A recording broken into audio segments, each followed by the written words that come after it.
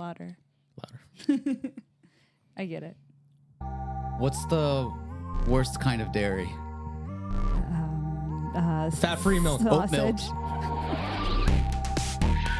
What is happening? Man, I was very excited to do this podcast. That answer just went so many different directions. No, let's not get into that. But let's get into it. You have no respect Sausage. for yourself, for our audience. You've had sausage before? Were we just seeing that guy on YouTube who did the mushroom? Did he say sausage and mushroom? Who? No. Don't do this. I asked what's the worst kind of dairy, and she said sausage. I got my dairies What and is that meats supposed to be? confused. You don't get it? No. The dairy straight from the sausage. Oh, God. Wait, what? Hey, yo. I don't even get it. You don't? There's some, Because you got it. there's Apparently. some doo-doo that comes out of that. Oh my god. That's not what you meant? No. I don't think that's what she meant. I really didn't. Why did you say I got- sausage? The question, ladies and gentlemen, ladies and gentlemen, was what's the worst kind of dairy? Amber Azadi said sausage dairy.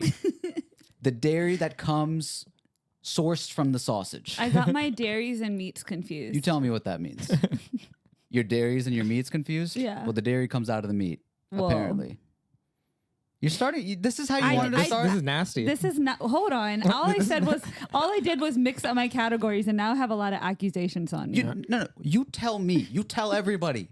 What did you mean? What by did you that? mean? You still haven't clarified. It's because I started thinking like eggs, milk, cheese, sausage, and then my last brain thought stopped at sausage.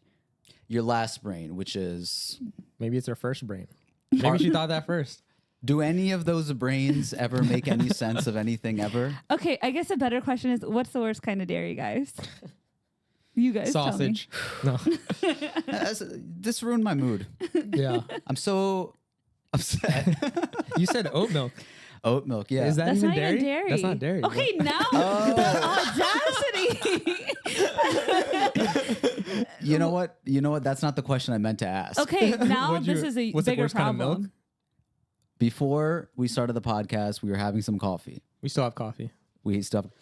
Amber made us some espresso, or as she likes to put it, espresso. Espresso. Now, she was gonna put in almond milk, and we were Extra like, creamy. okay, Hey, yo. you didn't have. All right, That's what it was called. It wasn't just almond milk. We get it. We it. get where your second brain, first brain, third brain I'm just saying is. there's a difference between almond milk and extra creamy almond milk. I'm just saying, put one of those brains to use at least. Okay. So she was gonna put almond milk, and we were like, no, just put whole milk. We like whole milk. Yeah. You know, we did the Yuka app score. Yupa. Yucca. What is And- yucca? Yuka is a app that tells you the score of your food based on nutrition levels, additives, etc. So it tells you how good a food or holistic it is. Like for example, a bar of candy might get like a 2 out of 100. So the whole milk got a 75 out of 100. The almond milk got a 72 out of 100. That doesn't really seem that far off. But the whole milk, so almond milk, why did I say almond? Almond milk is advertised as like, oh, it's like healthier, it's cleaner and stuff like that. I think it's just not dairy. But what's wrong with dairy? It's sometimes, if you think about it too much, it's just a little bit gross. So that's what I was thinking of. Like what was I trying to say? Like what kind of Milk. What's the worst kind of milk? yeah, but then oat milk and almond milk aren't even. They are milk. But- They're not dairy, which is the question that the- you asked. But the question he was trying to Yeah. ask is like, what's the worst kind of milk? yes. Yeah. Okay. Wait, what? So what did you say? I said fat-free milk, which would Oh. work with both. Fat-free milk? Like, Yeah. is that 2%? Like I think it's like less than 0%. yeah, 0. Oh, 0. That one tastes the best. What is It's that? fat-free? What Yeah. color is that? It's like I only know about the a colors. little bit transparent. Well, The milk? he's talking about the sticker, right? The milk. It's just water, bro. It's transparent milk. The milk is like a little bit That's because it's like 90% water. it's like fat-free milk. I don't think it's I think it's just cleaned. It's just cleaned. They just remove all the good Oh, stuff. All the so fat. so it looks more like the sausage milk that Amber was talking about. Not the same consistency. Oh my god! What the heck? I would assume. Next. This is the end of the episode. It's been another week. Another dairy. Another dairy. Oh gosh. Well, I mean, apparently not because oat milk. What color is the The fat-free sticker? milk? You're talking about like the Like the cap. the you know how cap. it's like red is whole milk, blue is 2%. blue is 2%. And then 1% is what? Yellow? Green. Oh yeah, green, green, green, green. yeah.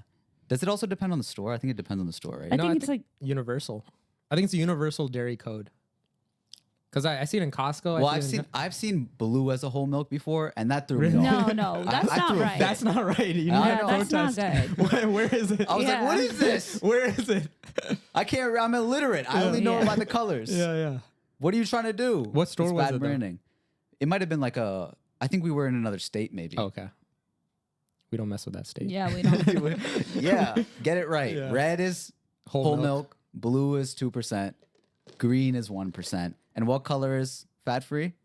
Honestly, I don't even know. I just like ignore it from Isn't green fat free? I think green is. Yeah. Yeah. No, now you guys don't know the colors because I think green is 1%. I don't really see 1% that often. Yeah, I don't see one. We have to look this Yeah, up. we have to look it up, please. But anyways, I think Amber was hesitant of trying the whole milk cappuccino. Yeah. What was your verdict? Oh, I mean, I get them from Starbucks and stuff, but for some reason, like, you know how some people are like, oh, I don't want to cook raw chicken at home, or like, I don't want to like cook eggs myself, or you know what I'm saying? Yeah. There's like certain things you don't want to do at home because it's a little bit less safe. Because it's just me, mainly upstairs using the stuff. Almond milk tends to last a little bit longer and it doesn't go bad as quick. Okay. There it is. So it's more of like a safety thing for me. Green, what color? I mean, what type? You were right. 1%. 1%. Yellow skim milk. Skim milk. Is that the one you were talking about? Yeah.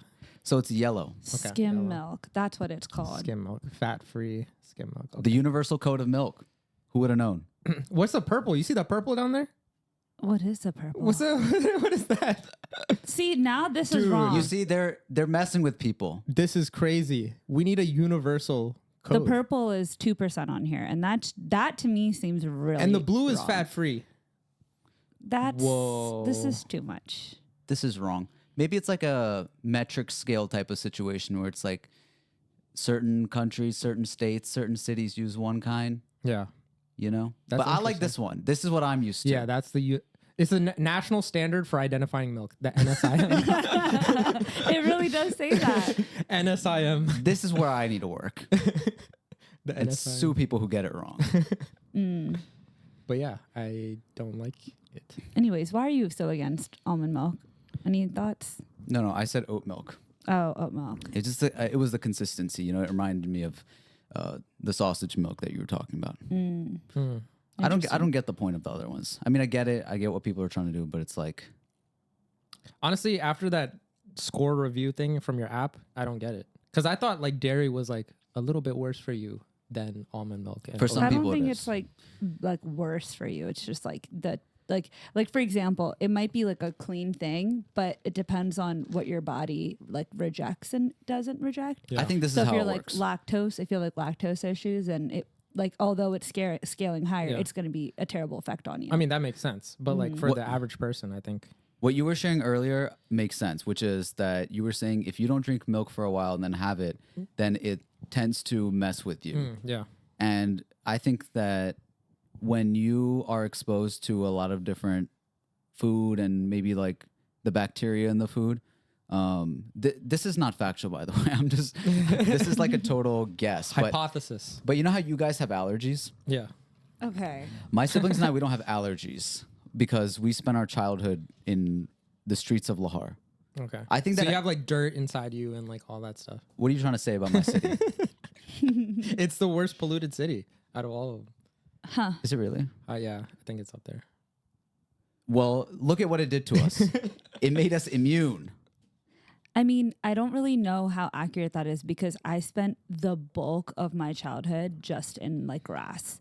And then I got allergies when I was 18. But Kashmir is so. like clean air, right? It's like mountainous. And I mean, that was 3 months every 2 years. But what about every day here? Yeah, here's pretty bad. So I mean, Yeah, Maybe it's stuff in the food. Maybe it's because it definitely is. say what you want about the dust, Yeah. but at least you're eating like holistic stuff, Yeah, that's true.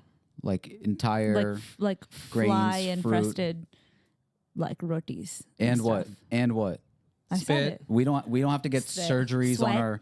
on our tonsils and nasal passages because the allergies mess with us so much. Didn't you get a nose surgery? That was different. Excuse I me. got a nose job. Okay. It was an actual nose job. Yeah. They should try again. They should try and redo. They messed the refund. beak up. Just a little. Wait, did they like change the shape of your nose at all? I don't know. I think it might have slightly changed the shape. I know. Like skinnier? I don't know. I mean, it was more so about like these. I used to get. I had chronic sinusitis. That means that I would get sinus infections basically every single time that I would get sick. What I are you grew laughing up in at? Lahore. Like, Dude, that's a different thing. I wasn't allergic. I was just annoyed by, you know. Annoyed is such a good term when you don't feel like the thing using is it's allergic. colder here than what, you know, my body was used to. this is so poetic. And so, you know, I would have runny nose all the time. Yeah, yeah. And then you know, it blocked some of these pockets behind my face. You know, there's like, these Sinus pockets. sinus pockets, and so they went in and they sucked all of that out, and then they restructured something in my nose to make it not fill up back there. Passages. So, I don't know if it changed the shape or not. Oh, okay. I was just a boy. Just a boy. And It wasn't recent? No, this was in like 2013. Oh. 10 years. Okay. Yeah. Nice. Thank you. Welcome back to Strange Flavors, everybody. Wow. What did we used to say? The strangest and greatest podcast in the game. Yeah. That was Are we still fire. that? I don't know. Uh, I mean, I don't know about you guys, but I've gotten like some good reviews. They're like, "Oh my god, I'm so glad you guys are back." And then they asked, like, you know, "Are you guys consistent?" And I was like, "Did you actually listen to the podcast?" Yeah, I saw a comment recently that said, please tell me you guys are permanently back. I have good news. We are back. No, I have better news. Listen to the podcast. He's not listening right now, probably, Yeah. Like they don't know. Like if Yeah. you knew, you know. that we're back. do you think Here we that are. some people just like the idea of us being back I more think than they so. do like us being back? Yeah. We're also in a very clip era of like podcasting. Before, like you had to listen. I think now people digest podcasts through clips without watching the whole thing. Okay, if You you, know what like the kinda clips, sucks? you have to come and help us clip.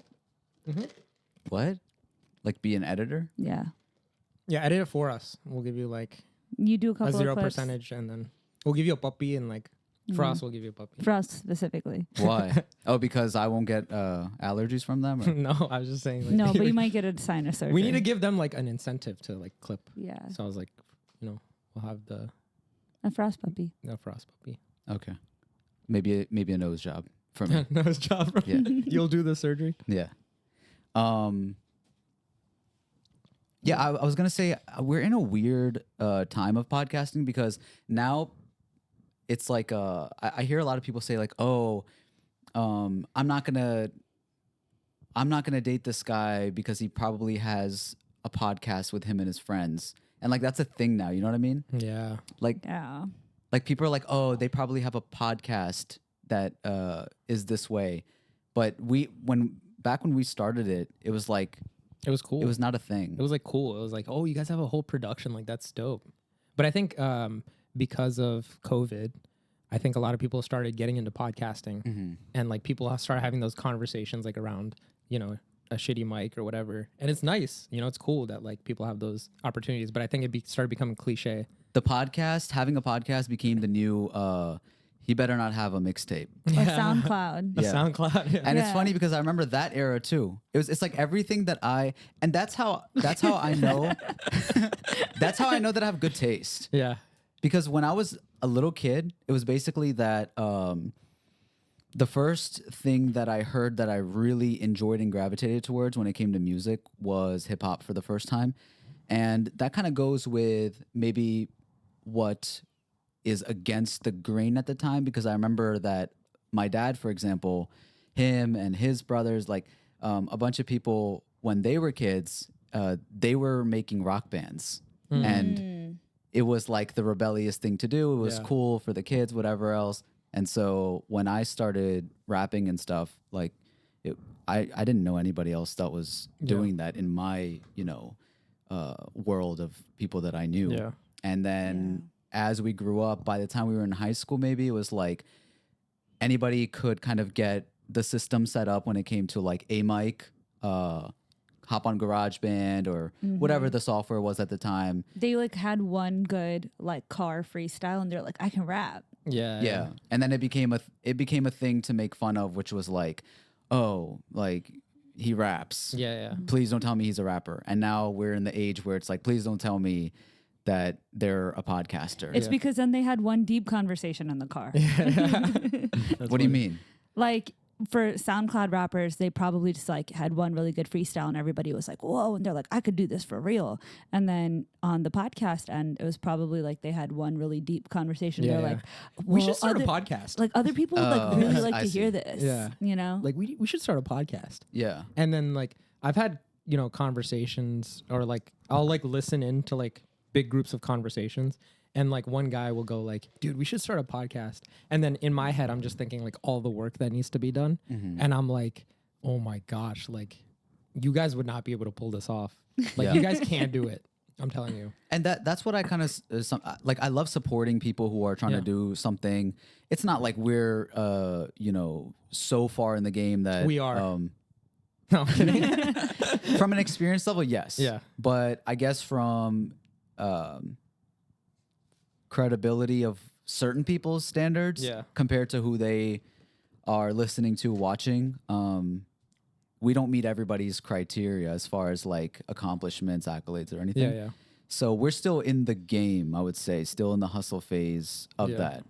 So when I hear people kind of talking about it in that way, yes, that kind of goes on in my head too, where I'm like, ooh, like that's a lot of work. But at the same time, for everybody, it's not a lot of work. Yeah. Meaning, like, I think that when I see a new format picking up of creating a piece of art, which this is, right? It's a sometimes it's an interview, sometimes it's an entertainment piece. Mostly our purpose here is to entertain and, socialize, talk about current events and pop culture, etc. But for some people, they just want to have a platform where they themselves are enjoying the process of creation, whether it be making beats, rapping on a song, putting a band together. And it's not just like, I want to do this in the best way possible, in the lens that we have, that we're actually like trying to compete against the best to do it. I mean, we look at professionals doing it and say, how do we replicate that, or a version of that that can be cost effective and, quality, and have the story telling element of it as well as just the overall quality. Also, when people are trying to get into podcasting, for me, it's like, what is your like intention? And I think all of us, we've been making stuff since we were kids.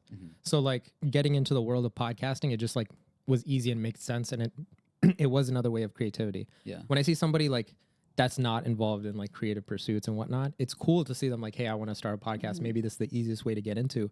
But a little bit of it is like, what is your intention? Like, did you just see a lot of people blowing up through TikTok because of their podcast clips? Like, is that why you want to do it? Or Right. you Like, know? what is like the what's angle? your niche? Yeah, like I think it's cool when people have like a specific field, like if they're like really into, like for example, if Hatham had like one about like Palestine specifically, or like like world stuff, like Geography, geography, and He would then kill it. like for example, how I built this is a very specific niche, like that's like a business type, and there's like financial type. I think it's cool when people come in from that angle. Yeah. But when they're like, oh, like I just want to come in and have like another generic podcast with nothing and just like us. talk to my friends, like us, except we've been doing it longer, which somehow makes it more okay. Yeah. Yeah, we're not trying to fight for like we did whatever. It's just an interesting thing to talk about because it's like, like I've mentioned before, it's always my question starts at how does somebody do this, and what is the reason for like this existing from my end in the world. Yeah. And also at the same time, it's like if there's a format to express, at the end of the day, these are all mediums of expression. What serves this angle or story the best way? Sometimes it could be a video, a film. Sometimes it could be a song. Sometimes it could be a poem. Sometimes it can be a kind of improvised, uncut, not as professional take of between three friends giving their takes at the world. Yeah. And I've also thought about this, that like, I think, especially from a comedic lens, these episodes don't always and maybe mostly stand the test of time. Meaning, like, if you go back and, you know, name like some of your favorite comedy movies. I'll name some: Step Tropic Brothers. Thunder, Step Brothers. Do you have any like Mean Girls. Okay, Mean Girls? That's actually like a kinda Yeah, stands I was out a gonna little bit. say I don't think it works for that one. But there's certain jokes and stuff like that that it when you show them to a younger generation, Yeah. as opposed to music or other genres of films, etc. It's not as funny, or like jokes are outdated, or certain takes, topics aren't as outdated. So I actually feel like this is a risk also. Have you guys ever thought about that? About like these clips existing? I mean, maybe you don't say as outlandish stuff as me, but I mean, no, I did start to think about it after we had that one like Patreon exclusive clip. Wasn't that Patreon exclusive? the one where you were talking about your physical insecurities, or No, that was Pap Smear. Was that? Oh, that was just an yeah. outtake. It was a Patreon clip. yeah. Yeah. And so that one, I started to think, I was like, the level of outrage for what it was kind of like crazy. And I think in general, YouTube shorts are just kind of meaner than other platforms. But it did get me thinking about how, you know, certain takes that we have, or maybe that we have had, may not be standing so strong today. Yeah. But Well- I think nowadays, like, a lot of people, I think for the most part, our understanding of like times are different even back then. Like, oh, that's just a representative of the time. You know how last week we talked about Prayag, the guy who is like sassy boy? Yeah. Pookie. Pookie, Puke, his people were like, can we just find his old racist tweet and move on with him now? Because I'm tired of him. And I was like, the fact that like you hype somebody up, and they did it kind of with Bobby Altoff too, Yeah. where like you hype somebody up so much and then people just go digging for something so that they can start hating somebody. I'm glad This that is it's the a little bit boring more white girl that interviews like hip people hop you- artists, now different celebrities. Yeah. But Yeah. she has a very dry, I guess, approach to the whole thing that is supposed to be funny. Chicken Shop is better. Is that what it's called? Yes. Chicken Shop? I agree so much. Yeah. Oh my God. But yeah, I'm just saying that like I'm glad that that system is at least acknowledged, because now it's not something that's like, oh my God, we just stumbled upon this old really mean tweet. It's like people are going out of their way to try to cancel people. Yeah. So it's less value added to it. Yeah. I think this will transition really good to our next topic, but I think what you're mentioning is basically when people take clips out of context, and that's super important to understand an entirety of a situation, or you know, like for example, that episode. If you don't know our dynamic as friends and as personalities, as different people, then you're gonna look at that clip, and who were the people commenting that stuff? People who are not fans of the podcast. That Random people. the clip showed up on their feed, and do I blame them? No, but you know, when I see clips like that pop up on my page, I try to be mindful of like, I have no idea what the style of this podcast or this clip is, Yeah. and at the end of the day, it's a clip. Yeah. And the better, if it really like gets to you for some reason, which especially I think like political takes or any sort of controversial takes, I'll look up the video and find the full interview or something like that, and just see what people are, you know, what the context is, because at the end of the day, that's the most important thing when it comes to our attention being limited to such a quick clip of this take that could be so impactful. I think those like really odd moments where you like find somebody you're like, what the heck did I just watch? Has been some of the like most entertaining like people that I've ended up following longer term. What do you mean? Like I'll see something like really ridiculous and be like, what the heck? And I could be quick to be like, what is this? And just like leave a mean comment. But I go into like a deep dive of who they are. And then I'm like, whoa, this is actually kind of cool. And then I end up following them. And I'm Oh, like, so you're saying the clip worked to pull you in? yeah, because if I had kept it surface level, I think I would have just scrolled away or left a like mean comment or something. I'm not like that. But if I was, I think I would be quick to do that. But instead, like going in and doing a deep dive, I'm like, oh, wait, I think I'm a fan now. Because now I understand this person. Now I get why they were being like that. Like, this is just who they are. Yeah. And that's what I think I'm getting at is that their marketing, their cutting of the clip worked. And I found it interesting that I remember when we were younger and we learned about like the effects of marketing and the way that businesses manipulate, the consumer so easily to buy their product, or when it comes to news, the propaganda and things like that to convince people of a certain message. As more people become content creators and have their own platforms, even just having an Instagram page, you have a platform and you have the ability to say and kind of publish your perspective and viewpoint and convince people. The better that your photography, your video editing, your messaging, your design is, the more you can actually make an impact on the way that somebody thinks about something. And we have all become that thing.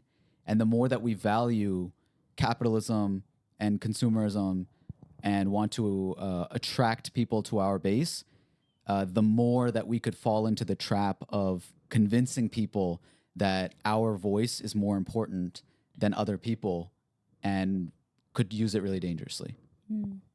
Yeah. Is that too far? I don't know. That rant started taking me to where, like Jaden's like, I just want to talk about like the socioeconomic political You're state of the comparing world. me to Jaden Smith? God damn. That's where it's starting to go to. It's so funny. Amber commented on our podcast and was like, anytime Faraz starts talking for more than 30 seconds, I zone out. This is a podcast. You're a co-host on a podcast, right? We do this for an hour, right? Yeah. I mean, I'm only limited to 5 seconds on No, our own 30 podcast. seconds, My 30 bad. seconds. 30 seconds. You're or less. basically a TikTok. You have to yeah. think of as a Yeah. TikTok. My clip. attention span. The exact thing that we're talking about, the importance of context and all of that. Amber's like, no, I think I'm good. I think I'm good in the context. But yeah, I was saying that this is a really good way to transition into what's been going on in the past 2 weeks, and we were kind of debating whether we should talk about this or not. Yeah. But And it's not like a debate where like, oh, we want to express, like, we're not sure if we should express our views for anything. On this podcast, we've talked about it for years. pretty clearly. Yes. We've had Palestinians, we've had an Israeli on our podcast. We've talked about like sides and whatnot, and we've talked about our stance. So like the people that know our stances, they know. Yeah. All right. And I think we're not on this podcast to be like, oh, this is our stance, this is what we fight for and whatnot. We just want to talk about like our emotions behind what's been going on. The intro of this podcast might as well have been Yeah. Dude, that's been on my head the whole week for some reason. It's such a good, powerful song, right? Yeah. There's just been, I think that the way we wanted to approach this about talking about what's happening between Israel and Palestine recently was just kind of like the emotional implications that has. And one of the first things that kind of goes with what we were just talking about is the propaganda. I think This is severe. I was almost like laughing at how insane the propaganda has been by, powerful countries of the world, leaders, and people who have these platforms that are very vocal about taking a certain side. Did you guys notice how bizarre the propaganda was? Yeah, it's wild. It's like, this has been happening for so long, and then like, a lot is happening the past 2 weeks that like these people are now taking a side. And I don't know if they're like bullied into it or like the pressures into it, but No, but I mean, like, for example, the Twitter account of Israel, for That's example, what I was going to say. posting, It looks like a parody account. I'm surprised at how bad of a job it's like I'm saying, it's very comical that they'll post almost like they'll post a meme or something like that, or like a fake AI generated image. They'll post images that aren't real at all, or with a very clear like purpose. Like to convince people that you need to be on this side of history, or you are You're completely against, justice, freedom of the right group of people. I feel like they need to bring in a better marketing person, because I feel like they just gave it to like a college intern. I feel like That's it's what scares me, though. I feel like Yeah. it's working though for the ones that want to be on their side. It worked initially I feel because like it worked initially, Oh, but it's not I working feel like recently it looks like honestly, when I was looking at it, it felt like I felt like they weren't even like genuinely trying. Like for example, when you see that like in America, you use like very like professional language, very strong, like you have strong standpoints. You talk about the mission, the value. Yeah. Of a country, right? Even during this entire thing that's been going on, Joe Biden's language surrounding this topic is very much like, you know, we are in standing strong with our allies and blah blah blah blah, right? Yeah. Like the language is a lot more political and professional, unwavering support. unwavering support, right? But the account for Israel is more like they are bad and we are good. Like posting on children's accounts of like, you know, young aged kids that can't read. It'll be like commercials popping up on YouTube and it'll say like, you know, we know this is for the parents. You can read this. Stand on the side of justice. You know, Gaza has killed this many people and whatever, right? And yeah, that's on it's YouTube just, ads, yeah. YouTube Kids. Yeah, there's been a That's lot of not things like that. okay. Well, I mean, but like What is okay no, but on about YouTube's anything? end, like considering the fact that it goes up from there's YouTube Kids for age 9 to 12, so that's definitely in the age group of kids that are reading. But the AI generated image, for example, they could have just ignored the fact that there was this AI generated image going around of a baby that was burned, and it ended up being a image that was of a dog that they just like made it look like it was a burned figure. Yeah. And then they were like, I don't know, like they reposted and they're like, shame on you for like doubting or something. And literally the community notes are like, this has been like checked with AI and this is a fake image. And it's like, you should be ignoring this. the community notes are also being erased. I don't know how yeah. that's happening, but Interesting. that's really interesting too. It's and you know like when things like this happen, Shamir, you and I were kind of talking about this before, but we've been as I think as Muslim people, we've known about this issue for a very long time, Yeah. and we've just kind of been gaslit about it Yeah. since we were kids, really. Of like, no, that's not how the history actually is. That's not what's actually happening over there. Yeah. And we have firsthand accounts of friends, families that we're very close to that have, you know, entire families, their own experiences over there. We've heard and read things ourselves over the years of like people who have went over there that have no ties to Muslims, to Palestinians, just going in with kind of like reporting from a journalistic end or just whatever kind of like tourism that they were trying to explore, and ended up witnessing what's going on between the kind of occupation, settlements, what happens at the Gaza Strip, the checkpoints, and the treatment of Palestinians in the West Bank. All of these things that, by the way, are all illegal on every account.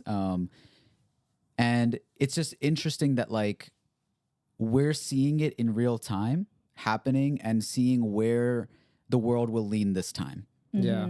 And we know that growing up, like we were not allowed to kind of mention the effects of 9/11 on Muslims because it was like, how dare you bring that up? Yeah. Right? It's like people died here in America. And we're like, bruh, like our livelihood died Yeah. too, like as a long lasting effect. Not saying that takes away from those who did pass away, Yeah. but at the same time, not acknowledging all of the after effects that took place in other countries. Islamophobia, like all that Entire stuff. country, civilizations, history destroyed. Yeah. And it should never come down to comparison, but it's like if your value is truly with human life, right? The numbers, if you want to talk about statistics, is unimaginable to compare of how many more people, for example, in 9/11 died in Afghanistan, Iraq, Pakistan, etc., compared to the people that died in the towers on 9/11. And it's like that shouldn't be compared because they're horrible things to happen to one person. Yeah. But then when you talk about it in such a way where it's like, okay, yeah, these for some reason it's okay for Israel to do all of this to Palestine because of the number of people That I don't that, think it's the number of people. I think it's literally where the money's at Oh, and of where the course. power's at. Isn't it weird that this is like the only thing that Republican and Democrats actually have aligned in? Yeah, it's crazy. It's so insane to me. Like there's across every other topic, they're on other sides. Abortion, they're like on both sides. Like gun rights. Gun rights. Most things you could find a huge level of like distance in their disagreements between their viewpoints. For some reason, they're all on the same page. And I'm like, if that's not giving agenda, then I don't know what is, because there's nothing that ever unites the two sides. But it did come like interesting to me. I saw this TikTok of this girl who is Jewish, American Jewish, not Israeli, has not ever been to Israel. But she talked about how from the time that she was born, her identity was so intertwined with Israel by having like flags in their house, and like it is a symbol of her Jewishness and all these types of things. And it wasn't until she got much older and then started, learning things, because the whole Nakba, and which is like a huge catastrophe that happened in like the 1940s with Palestine, where they initially ended up, having a huge Palestinian displacement. That was completely erased from their knowledge. In Israel, it doesn't exist. They don't acknowledge it at all. And so she was saying how that up until it got to a point where she could independently go outside of her own community and go and research, she had this undeniable like nationalism to a country she didn't even belong to. And that's kind of just intertwined with how that they're raised. So it's almost like I understand, and you want to sympathize with people who have this type of experience. But then you also have to grow up and also start to do your own research and be like, well, if the country that I'm identifying with is doing this destruction on such a large level, it's really hard to break away from that viewpoint when that's all you've been taught. But at the same time, I saw this girl, and she's a really cool TikTok account where she talks about all of her experiences with that. But it made me understand the other side a lot more. That's what's really important. And that's exactly what we were talking about before this, is that when things like this happen, it's really, I think over time, I've definitely grown a lot of strength, because we're very privileged as Muslims that amongst issues like this, people just come together and look out for one another and say, that's okay. We don't need anybody else. And that's what the West, I guess, has such a problem with when it comes to Muslims and Islam, is like that we don't need anybody besides each other and really just God. Like that's what we go off of. And when it comes to issues like this, I guess for some people it's like the anxiety of what's going on, what's going to happen builds up. But what gives me a lot of comfort is knowledge. I think that should stand true with everybody. So I just try to get the perspective, like you're saying, from the other side, especially of like, why would somebody believe this, or why would, and I don't blame them because of what they're being fed, right? Yeah. And so one person that has been like really kind of good in breaking down the at least facts of it behind the scenes of like what the business aspect of all of this is, what the relationships between countries are, who supplies who with supplies. Russell Brand has this really cool channel where he just tries to provide truth.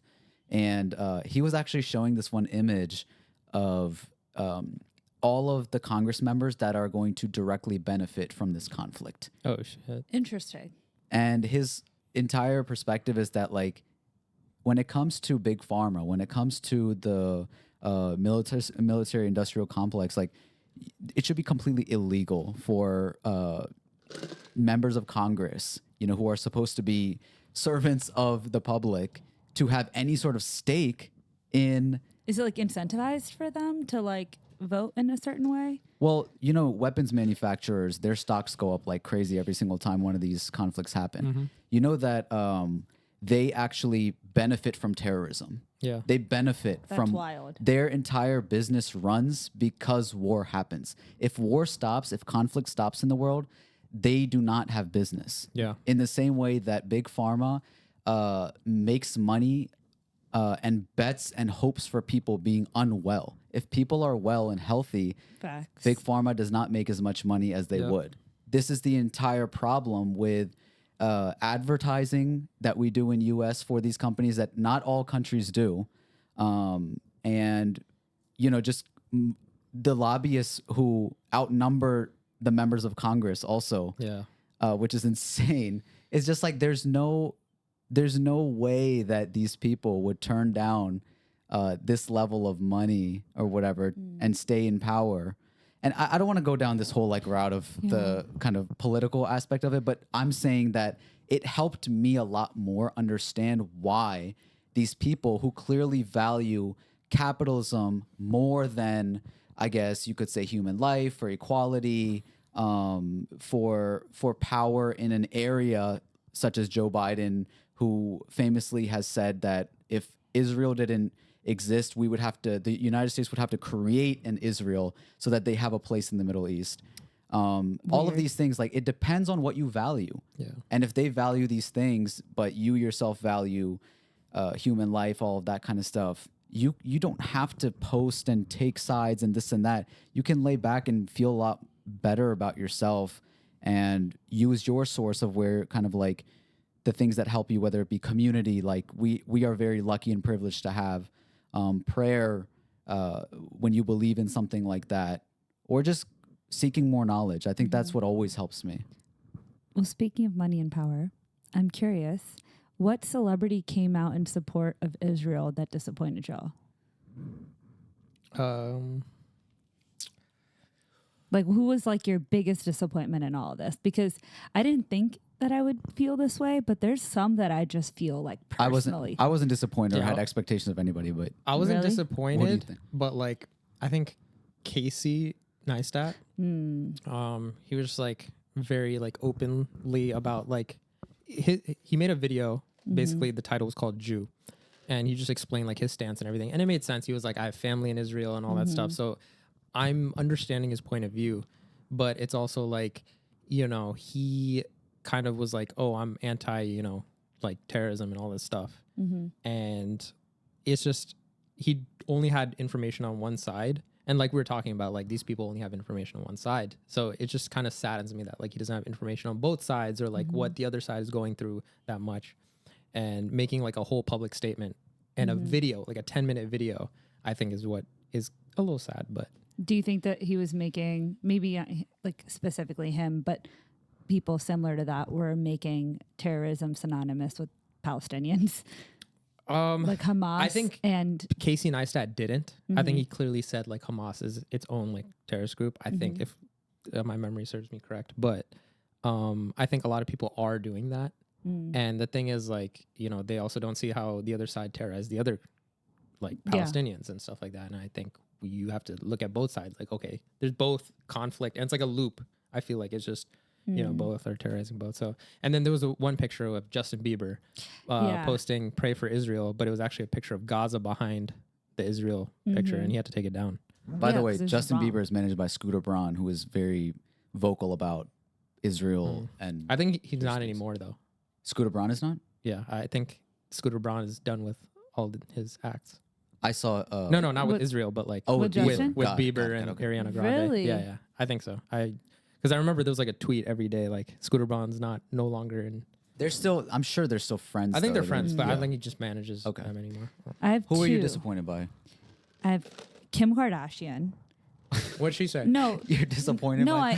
I am because I really like Kim. I really, really, really like Kim Kardashian. I thought that her stance was kind of like talking about the stance of Armenian people. And well, she's talking about ethnic cleansing in regards to for Armenians. But how do you do that in a conversation while being like, I stand with Israel and my heart goes out to them because of Armenian ethnic cleansing? Like, it just didn't align. That was one reason. That's not how I read it. I thought she was talking about the issue and talking about the issue of ethnic cleansing, and the only people that are being ethnically cleansed are the Palestinians. Well, so I thought that I didn't read it that way. Okay, yeah, because she didn't mention that. Yeah. So maybe I assumed. Well, because she didn't, it was very clear that it was like I stand with Israel. So then to mention ethnic cleansing and not speak specifically for Palestinians in that regard was a little bit weird to me. But then also in America, like the whole reason she's a lawyer, the whole reason she got into that whole world was because she was representing the oppressed and those who are like underserved and trying to go for a deeper, bigger mission, helping people to get out of prison. And I'm not trying to diminish any of that work that she's done. her dad whatsoever. got OJ out, so Yeah, and you know, she has that whole like legal background and everything. But then when it came to this, exactly in mind. well, yeah, I mean, taking away the tape for us, that really disappointed me. And then on a much smaller scale, Nabila Noor. Who's Oh that? my gosh, there was a Who's huge Nabila Noor? outrage about Nabila Noor. She's this Bangladeshi influencer whose entire platform is very much brought up by like brown people and people of color, and She's like Muslims. the diaspora queen. But she married a white boy, Okay. right? And so she does these things called like pockets of peace, and she like tries to Is this be. her? This is her. She does this thing, and a lot of times people in the past have been like, guys, like you guys aren't realizing Nabila just wants to be a white girl so bad, like she doesn't even want to be a brown girl, you know? And then it came to this point where now she got this massive backlash. So she went ahead and posted for Palestinian children. Wait, why'd she get the backlash? Because she's trying so hard to be like a white person? Well, she got the backlash, and then she specifically said that she stands with Israel. Oh, Like okay. she only Is there mentioned mans? the Israeli struggle, and then did not acknowledge the Palestinian, like the history of Palestine being, you know, Yeah. hurt. Is there man's Israeli? Or? Not that I know of. I'm pretty sure he converted. Okay. So Converted then she out got, of Israelism? she got so much backlash. I was getting this in like 7 different group chats Yeah. where people were just so angry because her entire platform was built on this. So, I mean, you could go in any post right now and she's getting shit. I saw Floyd Mayweather just posting like What do you post? he was posting himself in Israel and like, you know, posting very like hardcore pro-Palestine pro-Israeli messaging. Yeah. And I was like, this is so on brand. Yeah, it's the money. Floyd Money Mayweather, Mayweather. getting that check. Dude, do you think he's like sponsored by Israel? Like, I think the United States is sponsored by Israel, aren't they? They're trying to pay students to talk about Israel online. that's wild. Israel's trying to pay their students to. One of the funny propaganda things I saw was IDF, the Israeli Defense Force, thirst trapping. Oh, so yeah.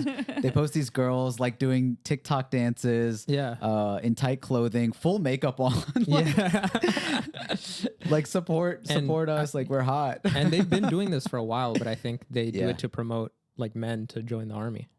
Yeah, and I mean, and they just all like have to serve. and Yeah. have a good image on TikTok and stuff of like young people being like, oh my god, IDF, like girls are so hot. I'm gonna join. I wouldn't be surprised if there's like a video game coming out soon, Modern Warfare 5 or something, with Yeah. like all like hot Israeli girls or something like that. Yeah. And then just like and then just Palestinians in like raggedy clothing. Yeah. Just like, oh, look at these animals. Absolutely. No, I don't look at celebrities at all. Like I've learned this over time for sure. It's just like we think that we can, just because we follow these people, maybe they interact with some people online or something like that, that we are the same as them. We're not the same as celebrities. They live in a very different world. Yeah. They barely know what's going on in their own lives when they post anything from their from their publicists, whether it be apologies. It doesn't matter what it is. I will say though, I think it's different for girls because they look at like Kim as like, you know, a role model. Okay, sure. Like, and not just Kim, like a bunch of other celebrities. Yeah. They're like, oh, like I like the way their body looks. I like the way they speak. Like I like what they stand for. And I think girls are very attached to like how they feel and what their opinions are. I mean, young boys do the same thing. Yeah. I know adult males that were like, astaghfirullah, like LeBron James. Like, like why would he post pro-Israeli stuff? Yeah. Well, it's because when you really put somebody else on that pedestal, and I know we shouldn't be putting celebrities on a pedestal, but if you're going to have celebrities be celebrities and you want to like some of them, you're going to have to put them somewhat on a pedestal, like to at least acknowledge them and enjoy what they do. And so when you do that, it speaks to yourself, like, I like this person, but this person is for this. Yeah. Yes. And it kind of is heart-wrenching to think of it in that way. Like I watch LeBron for basketball. Mm-hmm. I don't need LeBron's political opinion on anything because he's always on page 1 of every book he reads. No, but she's saying that like I want him to be part of Oh, like you my do views. want that. I'm saying that it's kind of like a little like, what is it, like knife to the stomach, where it's like, Yeah. like yikes, like I liked you for a reason, and it's, you know, I think sports is a little bit different because it's very much just a talent, like one specific talent, whereas Kim, I'm She's a invested- personality. You're and- invested in the personality. and everything. personality. I watch Kardashians. I buy Skims. Yeah. I've spent hundreds of dollars on her makeup, on her clothing brands. This is somebody that I have invested in learning about what she's doing in the world. I've saw that she went and met with Donald Trump. I like read all about that. I just recognize to an extent, and then you empathize with her too, with her relationship and having to deal with Kanye and how she was dealing with somebody with, you know, that type of personality. Yeah. So But there's but been a I'm lot saying- of different worlds where you start to connect with somebody and you almost empathize and sympathize with them so that you can make them more human. And then they do something like this that doesn't feel that human. I'm saying they have every right to express themselves in any way that they want to and talk about what they feel. I'm not saying LeBron James go back to shut up and dribble, because that was his whole thing. That's basically what you said. No, I'm kidding. Yeah, but I'm saying it's my your responsibility. person, It's yeah. our responsibility to be like, like for example, Sheikh Umar Suleiman, he had an amazing response to that, where he was talking about LeBron. For a while, he was carrying a Malcolm X book around during all these press conferences, while I think it was like maybe some playoffs going on or something like that. And he was being asked like, hey, like you're reading this book. Can you tell us something about this? And he couldn't answer, but he was basically like, yeah, all I know is he's a very smart man. He's a very, very smart man. Yeah. Which nice like synopsis of the book. But Yeah. Omar Suleiman was like, if you read a page of that book, you would know Malcolm X's stance on the Palestinian people and what he has said, whether it be him, Nelson Mandela, Martin Luther King, like all these people, and their stance and their unwavering stance about the Palestinian people and their freedom. And I'm saying that like, I am not going to change my stance on what I gain from LeBron James he can say what he wants. Sometimes I'll agree with him. Sometimes he won't, but that's not my source. Yeah. I'll look at somebody like, I found it brilliant, Mohammed Hijab, who was like a famous debater of Islamic issues and things like that. Islamic topics. He went on Piers Morgan and respect to Piers Morgan for posting the uncensored version. But I mean, mashallah, he's such an intellectual person, great debater. And when we have people like that we go to for information and to take a stance for people, we should support people like that and allow them to do basically the talking. you're saying like somebody that is like knowledgeable in like how to that is an present expert that in is that expert. specific Yeah. topic. Yeah. You know, even for us as individuals, just because we're Muslim, we don't have to like try to because it's honestly very like it's overwhelming to try to defend such a crazy thing that is so that has such a long history, etc. I mean, you can have your stance, but we shouldn't. I don't know. It's just I like think it's that a lot. expectation goes with here, whereas again with Kim, she did all that work in the U.S. So I thought that I recognized her. Like I felt like she would have a stronger head on her shoulders. And maybe it's up to people who are in her corner, to especially people who know the stances of these things, of the kind of sensitivity of the issues, and how much manipulation occurs in such a topic, to step up, because it's. Yeah, you can feel how you want to feel, the disappointment and everything. I think a lot of girls probably do relate to you in that regard. Yeah. But yeah, I think knowledge is absolute power, and the value that you have on these different things is going to totally kind of dictate the way you feel about it at the end of the day. And one last point I do want to make about this is that I feel, again, I almost feel empowered. I feel really optimistic because of the way that Muslims were able to come together and continue to stand strong after so like we've been here before. Yeah. We've been here since we were little, and I feel better about it now than I did ever before, although we've seen so much more tragedy since then. Muslims are going to be fine. I feel really sorry for Jewish people who are going to face really like backlash, but also like possibly threats and harm, even when they stand, and there has been a huge like a lot of these rallies for Jewish people against the government of Israel is really what we're talking about, and their leaders. the things that will happen to Jewish people for no reason because of somebody that thinks like, oh, it's the but Jewish people. that's been the reality of like Muslims. Muslims. It's been that way. I know, but I'm saying for And also, speaking of outcomes and consequences, like my heart goes out to the 6-year-old that was stabbed as a result of all of this in Chicago. Which is but the I'm prime saying like example of it. I know both of those people who are in that have the right values that have like put morals before business and things like that.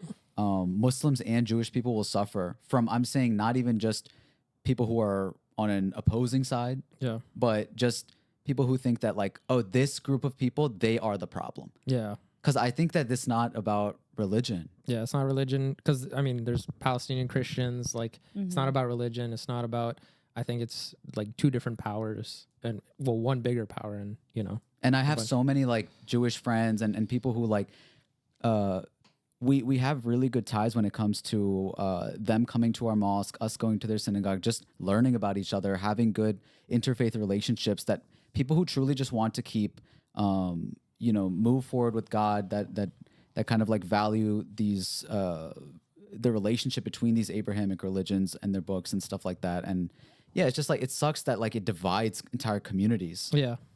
Yeah.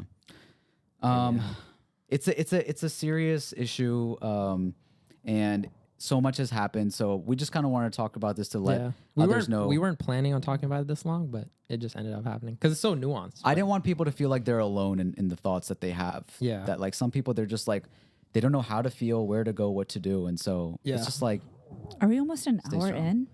in? yes. Yeah. Oh my God. We could do this for hour and a half. Yeah, I'm down. We have other topics. We don't, Audience, are you guys down? Let's not spend 45 minutes on every topic, though. no, let's keep it moving. In positive news, Shimmer Wally with 100K subscribers. Yeah. Thank you. Okay. How do you feel? Dude, it feels good. I think when it happened, it was like right after our last podcast. I just got home and then I like checked my subscribers and I'm like, oh crap, like I got it. I think it doesn't hit as much as I like to. One, I think because it's once the plaque gets here, I think that's when. Oh snap! You're gonna get the plaque. Yeah, I I'm getting the forgot plaque. about that. Yeah. Is it going to come like in a timely fashion? Yeah, I think maybe 2 weeks or something. I don't know. Oh, I nice. just put in the order yesterday, so Oh. I got the email. Wait, you order it yourself? They send you an email and they give you like an exclusive code and then like you put it in. It's Do you free bu- though. Oh, it's free. Yeah, it's free. That's really cool. But like if you have like a team or something, then you can like pay or like buy like extra ones. You just have to like email them and stuff. But Extra ones? Do they? How Yeah. can they keep Like giving those out? multiples? multiple, like if you have a team, like yeah, like if we had 100K, it's not one person getting it. We can all three get it. Oh. Yeah. That's a lot of. I feel like there's more and more people that are getting that. Yeah, and That's I a lot think of plaques to give out. for me, I think it's dope, but you know, I've always wanted like an accolade like this. But I think it's different because a lot of it's through like YouTube Shorts, and I think it doesn't hold the weight as much as if it was like long form. That's what I wanted to ask you. Is like I know that when you think about a while ago, like when you start YouTube, you're like, oh, I want to get to 100K. Yeah. So it feels like you because this happened in a very short amount of time since Yeah. you started posting the shorts. How much did you have before you started posting shorts? I had 3,000. So you went from 3,000, Yeah. started posting shorts, Wow. and got 100,000. Yeah. Wow, that's Wow. a crazy jump. It's a crazy jump, but it feels cheapened. And I've like I was telling all my friends like while it was happening, like my creator friends or whatnot, like I feel like I'm just not feeling like it's crazy, like deserving. It's still like an amazing. It's definitely accomplishment. deserving because Shamir, that's similar content to what's on TikTok, for example. Yeah. And do you think that 100K on TikTok doesn't hit the same either? Is that why? 100K TikTok, I think it hits because that's like its own platform. The followers work differently. YouTube, like the subscribers meant a lot more. And Okay. it holds way more weight. And now that weight has kind of been cheapened by the easy access to gain of subscribers through shorts. Still amazing feature. I'm still like happy and blessed that I got it. And I think God gives you what you want in different ways, and you just kind of have to be like grateful for it. Yeah. Oh, that's beautiful. Yeah. I feel like when I post a TikTok and it'll be some random thing that has nothing to do with, anything on brand that I usually post, I feel that level of like kind of like just being unfazed by a certain amount of views, because it's like this doesn't translate as much. But when it comes to your own platform and the type of content you've been posting, I will say that like at least the stuff that you've been posting, that's all on brand still. Yeah. So the 100K, whether it was from shorts or elsewhere, it's still content that you posted on a consistent basis that was all kind of on brand with like these interviews and the little Twitch clips and stuff like that. Yeah. I want to ask you, who are these 100K, like who is that audience? Because I see your Twitch streams and it seems like there's a community there. Yeah. And they all have kind of like similar maybe cultural background, certain values and stuff like that. So do you know your audience from the 100K on YouTube? No, because anywhere like I go, and if I do get recognized, they're like, hey, I know you from somewhere. And like, I will not jump to a conclusion because I genuinely don't know where. I'm like, okay, do you know me from Ronald Pono? Like, do you know me from my interview clips? Do you know me from my Twitch streams? Like, what do you know me from? So I'll wait till they answer. And then I'm like, oh, okay. Like, all right. Yeah, that's where I'm from. And is it usually they've seen you interviewing like people that it's popped up on their feed or something? Yeah, so they'll either interview like literally at my own mosque, like this Arab looking guy, he like comes to me and he's like, yo, you make those funny gaming clips. And I'm like, oh, okay. Like I usually like at the mosque, it's like Ronald Pono related or whatnot. But I was like, oh, I got that. Does it hit different when it's like a different audience at like Yeah, like what a do you not value typical more? place? I don't know. I think it's all dope. Like it's like cool. I always bring this guy up, but like Childish Gambino, Donald Glover, like when I first found out they were the same person, I was like, that's so cool. Like, oh, he's from that TV show, but he's also this like singer. So I like to have that multiple aspect, like, oh, where do you know me from? And so I think it's really dope. But isn't it like, for example, if you make a song that is like super, I guess, personal or something like that, and somebody says like, I really liked that. Yeah. Doesn't that feel different than It does. something that you kind of would just made or whatever? Yeah. Like that definitely hits way more. I think when people have an experience to it. So one time I was at Best Buy and I was leaving and this manager pulls me. He's like, excuse me. I was like, oh shit. Like, did I steal something? Like what happened? Did I steal something? Accidentally. And he was like a Filipino guy. He was like, Assalamualaikum banchod. Oh my. Bro. How can What? you say those two things in the same? And I'm like, yo, what the heck? And then he was like, dude, like like our whole what's it called? Our whole all our employees like watch your like gaming TikToks and whatnot. And like I would just like mess with people, like, saying like random Urdu to people in the gaming clips. And I'm like, oh, that's so dope. And they're like, yeah, I learned so much Urdu from you. And I was like, oh, bro, you're gonna get this guy beat by teaching him that type of Urdu. Yeah. And then so when people tell me their experiences with like this stuff, I think that hits. And I think same with music too. It's like someone's like, yo, I'm going through something and I actually like listen to your song. So that kind of is where it has the same feeling a little bit. And I'm like, oh, that's awesome. Like, Speaking of which, I saw you're like dropping a song. yeah. It's like a personal song. I mean, like, I think all of them are like kind of personal in a way, but this is like more personal. But Looking yeah. forward to reading your diary. But yeah, I think I realized I haven't dropped like a rap song like solo in like 3 years, like 2020. And I think making music and releasing it, I very rarely do it. Like I rarely drop music, maybe like once or twice a year. And it feels like it's close together. I don't know why, for some reason. But then I like look It's at because you're always creating something. Yeah. And it just time just goes by fast. So I don't know. I think I want to release more, and I think it's more fun that way. And I hope you know that every time I see a sunset, I sing in my head. oh, that's funny. Do you like sunrise or sunset? It's like literally my mind goes right there. Yeah, that's funny. Yeah, it has the playback value. Like music can be repeated a bunch of times, and certain ways, like certain aspects of content is just like you post it and then that's it. It's kind of gone. So I think like going forward, I even talked about this before, but I think when I'm making these interview content, like I also have now like people sponsoring me to go to these events, and they like pay for it and stuff like kill that. 'em.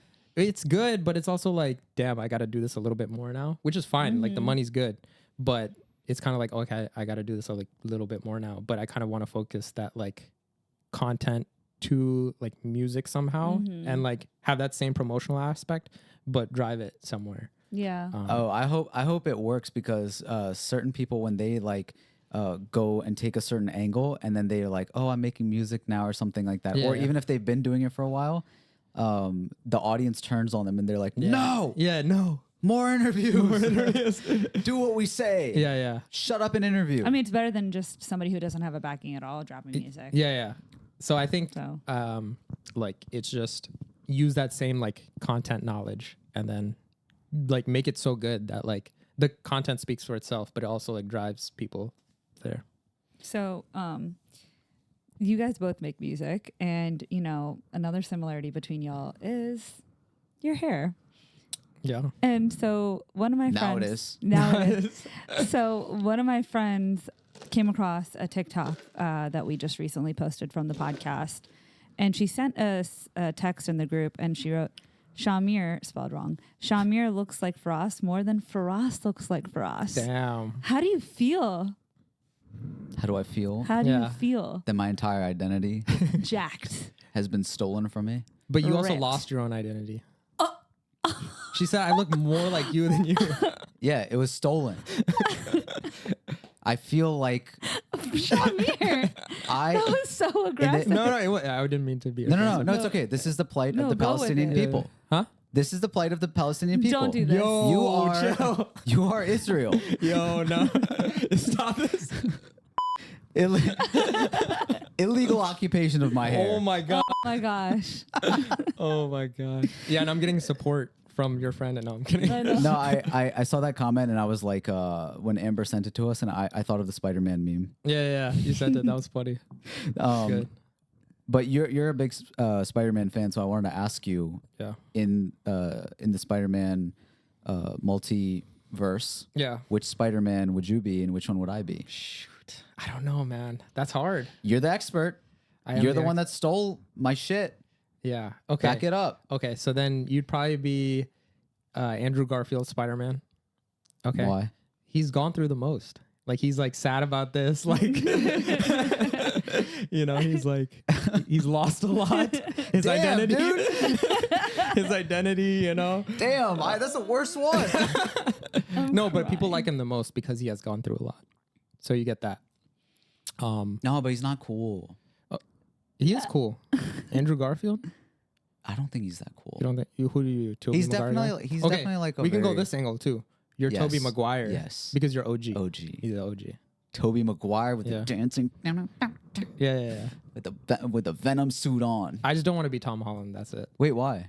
I thought you would want to be him. No. Why? Tom Holland, he's been given everything. He's Okay. he's like a guy Spoiled. he's spoiled. And he also loses everything. You don't But- think that you're him? I don't know. I'm just kidding. I am spoiled in many ways. You get the hot Aunt May. But that's my own aunt. I don't want to. Yeah, but I mean, come on. Yo, Tobey Whoa. Maguire's aunt? Yo. Tobey. Oh, Sally Field. No. The old. Yeah, that's her name, right? I think so. Yeah. Like the Mrs. Doubtfire lady. No, that's Andrew Garfield's. Oh. Yeah. Who's the Aunt? Who's the Aunt May? I don't know. I don't know I'm what. over here Googling Spider-Mans. Like, Spider-Man. Oh, we'll put up the pictures if we want to. I don't know. But for myself, I don't know. We'll give you Toby for the OG. Maybe I'll go with Andrew Garfield, even though I like Toby more. But You fit the kind of, what's it called? skater boy, what? this is who you're saying is hot? Yeah, she's hot. No, I'm kidding. This is the original. This is the Tobey Maguire Aunt May. Yeah. Okay. Nah, bro. Or go to the second picture. Oh yeah, this is the Aunt May you get. Yeah, this is Tom Holland's Aunt May. Oh, she's hot. Yeah. I mean, people are doing the stepsister stuff. I mean, you can do it, aunt. Step aunt. Is she really his aunt? Yeah. Okay. Yeah. She really is aunt. I don't know. I'm just You're saying. like, yo, look at Peter. look at the difference. Yeah. Between these two. Well, the thing is, in the comics, she's like old for some reason, even though he's like 16, right? Yeah, aunt being like grandma age is So interesting. the newest one they're like, let's make it realistic and let's make it like closer to his age. And so that's why she's like hot. That's the type of aunt I want to be. Well, you're past that now, so. I'm not. Aren't I'm are going to be her. you an aunt already? I am. Okay. What are y'all trying to say? What are y'all trying to say? I'm trying to be her. Okay. But we would A classify baddie you as aunt. the left. You know, Which aunt May do you want to be? you're not even original. Aren't your fraud. nephews asking you, why aren't you married yet? Yeah, they are, and they just want their aunt who's like cool and pretty to like have. Yeah. I don't know if those are their words. Well, Siam said that I'm pretty, and he says I have good taste. He also says gang violence in his raps. Yeah, He does, That was he does. messed up. Yeah, he I did. saw that, but He said, "Hi, my name is Bob, and I'm your very best friend. If you don't give me money, I'll kill all your friends." dang. He's trying to compete against Adonis. Yeah. Oh my God. Don't talk to my man like That. I like it when you like it. I was playing on my iPad. iPad. Then I broke my iPad. Wild, dude. Did you like it? Trash, fire, trash. Adonis. Adonis Graham, fire, trash. Fire trash. I go up and down. Like at first when I heard it, I was like, what is this? Then I'm like, wait, this kind of goes. My man. My man. Like I like the rap pages that are legit posting it. Like thoughts? Thoughts on Adonis Graham for a single? Yeah. What are we doing? like Complex is like, oh my gosh, Adonis Graham just dropped. yeah, Like, Complex will like deep throat Yeah. Drake. Drake, all Travis day. Scott, like LeBron. like, oh my gosh. It's crazy. Yeah, it'll be like LeBron sitting on the side in warm-up jersey preseason. It's like, LeBron's not playing today. Thoughts? They do that on purpose. Just they get so much like, oh, Complex only posts LeBron and Drake Yeah. all day. But yeah, that was pretty cool. Like it's really cute that Adonis has his own music video with all his little Chuck E. Cheese friends. Yeah. Just rapping. I away. thought the video was like well done. It's like all his friends like trying to play like a basketball thing, you know, like the creativity behind it. I think is kind of cool. It's cute. I do think it is corny, but like, hey, he's a kid. I mean, it's also Drake's kid. Yeah, it's Drake's kid. Like, no, On brand. No, what I mean is like not the kid being corny, but Yeah. like Drake setting Drake. that up for his kid. Oh. I think that like aspect is a little corny. When Drake showed up in like the press interview scene, I thought that was cool. Yeah. Like it's sometimes it's hard to like fathom, but it's like when you see it next to him, it's like, Yeah. oh my God, Drake is his dad. Yeah, Like but it's like so weird. When I mean corny though, I you know what I mean? yeah, Like how many of us can say that? yeah. Not, one. One. Adonis Graham. No, but I'm also thinking like Drake's head, like you love music so much, and your kid probably likes music. Like, why not make him a legit music video and make him a song? Like, I think that's also I think cute also too. Drake went through that because his dad was a musician. Yeah. And a really talented one when he was growing up. So maybe he's like, I want to put my son in the same environment. Yeah, and I think that's really cool. Although how corny it is, it's just like I mean, it's he cool. speaks French too, so that's really cool. Wait, wanna really? Yeah. Oh wow. His Yeah, he mom does. speaks French. He was teaching Drake French in like one of his Instagram stories. Oh wow. I want to see DJ Khaled's son Rap battle? Assad or- Assad Produce come for up it? and be like, I got 10 Adonis tracks on my album right now. That would be I so like cute. what Adonis like. Can you imagine they continue that relationship? That would be funny. That's fire. I don't That'd be think it'll so be like funny. that though. I don't know why.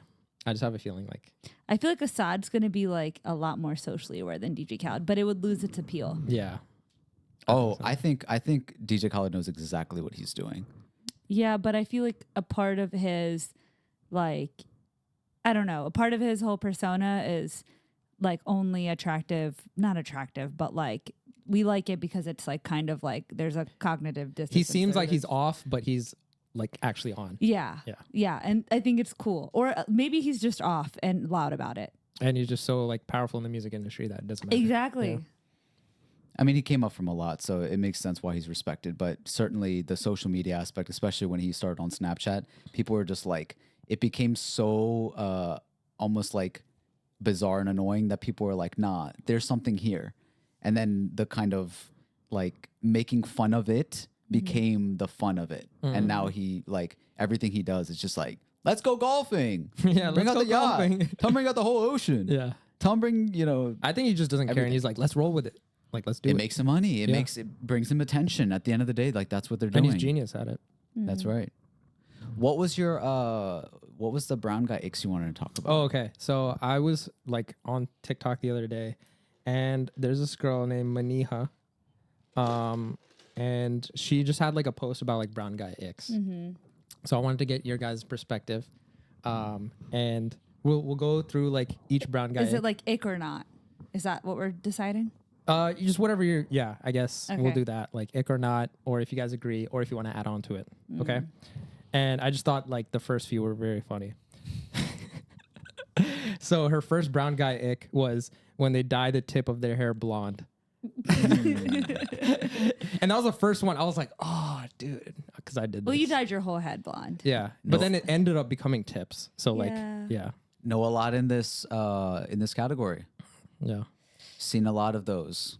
Yeah. What do you Can guys I- think? can Do you I think it was switch from Yeah. Zayn? Same energy though. What? Caramel highlights. Okay. Highlights. She also said like any highlights. Highlights. Brown guys with highlights gets to me. Okay. Was so this not, a thing before Zayn or no?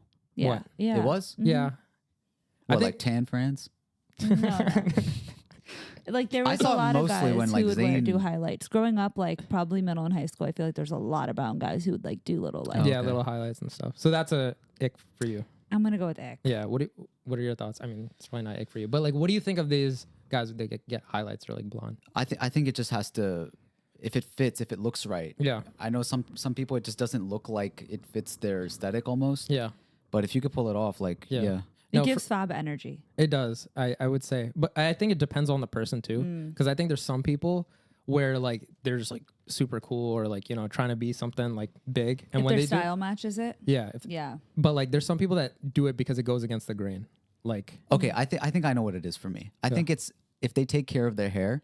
Like, for example, if it's like nice and fluffy and blow dried and everything, like cool. But if you're like a typical like oily hair, like it's all flat and then you have the tips highlighted, Yeah. that's super icky. That's Okay. sticky.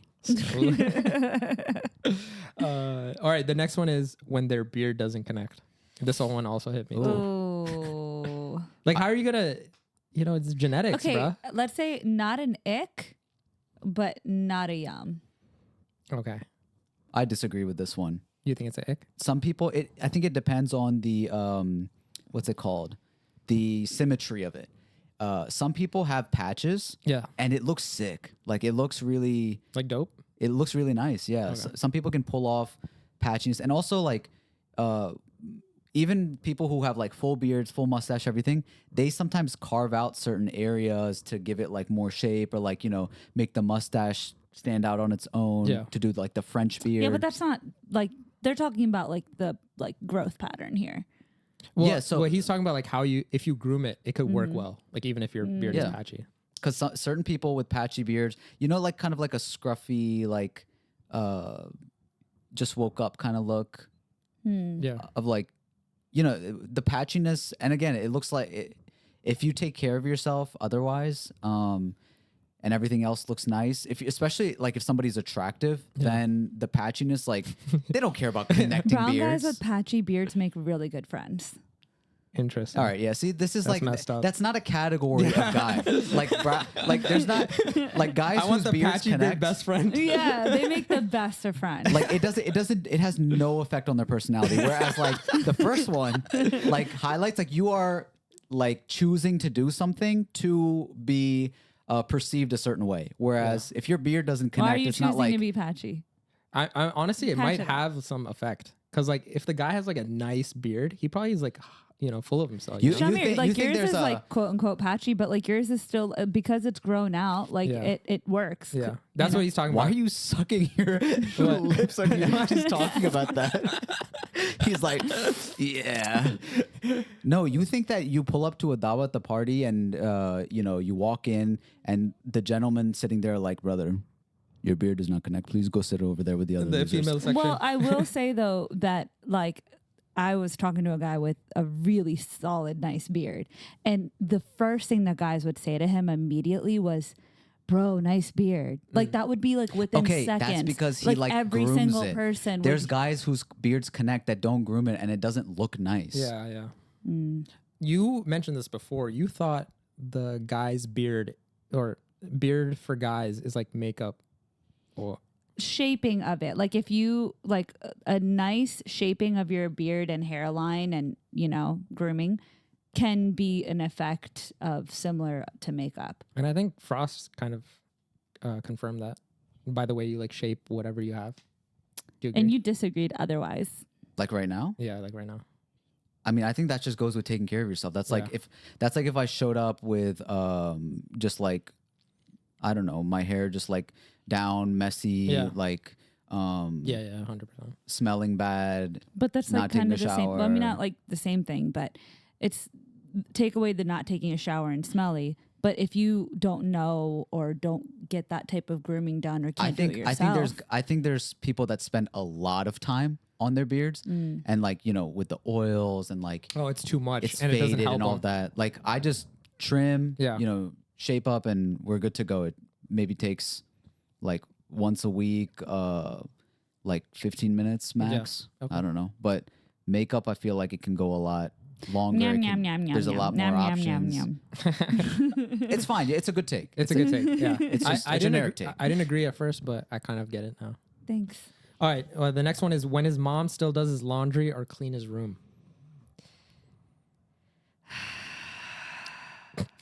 I'm trying to think about who wrote this because this says more about the person who wrote it than it does for the guys who it happens to, which is like majority of them. I'll say it's not an ick unless that, because I have a lot of friends that are married now. Yeah.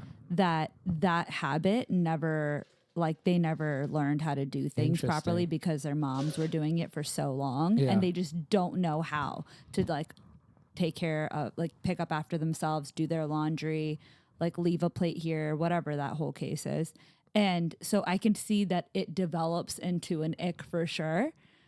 Because of like what the effects of it are. Yeah. Whereas somebody who might like move out and like learn how to like, take care of themselves and things around them, they might know how to do it a little bit better. Yeah. And the guys that I've talked to that either live on their own, take care of their whole self and like their space, and they care a lot about it to a much higher degree than guys who live with their moms and they do everything for them.